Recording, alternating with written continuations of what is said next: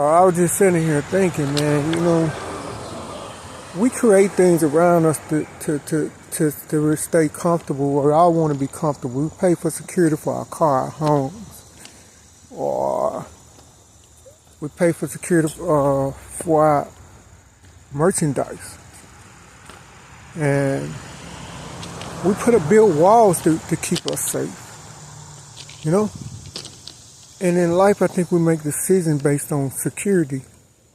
And I wonder, do we ever make it on necessities? Take risks, step outside the box. And do we question what's outside that box, outside of our security, or the repetitive cycle of doing things, or the standards in the course of action that have been created for us? Do we ever step outside that and see possibilities? Or the possibility, yeah. And if we don't, do we have possibility? Or those possibilities based on the walls that's built around us, or the boxes that's built around us of repetitiveness, repetitive cycle, repetitive actions? And this is where I think the imagination comes to effect and have a significant impact. When we use the imagination, do we think different thoughts? We expand our imagination, our vision, and do things that's uncomfortable. Things that may have a little pain.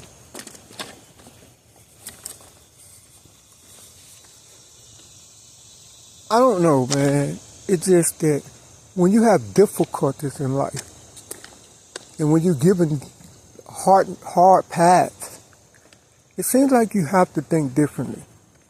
Because a lot of times, and oftentimes, the easy, simple path may not be there. If I was to be in a battle and I want to maneuver you, I'm going to take all the easy path and send you to the difficult path. Okay, so life, the opponent being not the human from a religious perspective. Even if you're not religious, and I look at my any side, any method of making decisions, I just don't see focusing on another human being as the solution. Because ultimately, life deals us tests, challenges, troubles. And we have to survive those. And if I focus on somebody else and I'm not paying attention to what's going on, that human being is on in my life for a time. They can't possibly sit there the whole time and spend their time on me. Or otherwise, they're taken from their own self. But on the other hand, these storms of life, they don't have to be somewhere. They're not put on the time frame that we're placed on. So, I was just wondering, man, have anybody thought about that, man? Stepping outside the box, challenging the things that you fear to do, persevering through them. And now here's the trick about it.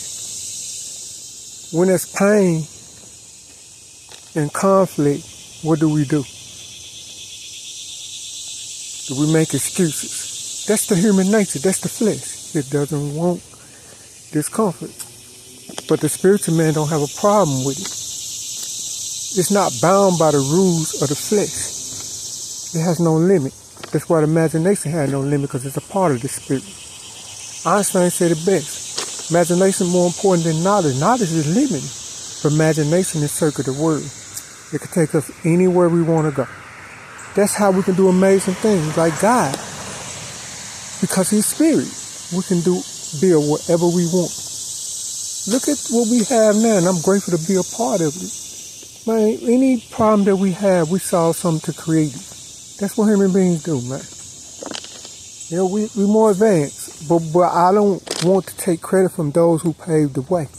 But I'm not staying stuck in the path. Every now and then, we should give them their credit or due diligence. I don't know if anybody else thought about that, stepping outside the box, challenging the things that you think you can't do, or when there's pain and resistance, persevere anyway, and create a habit and routine of persevering.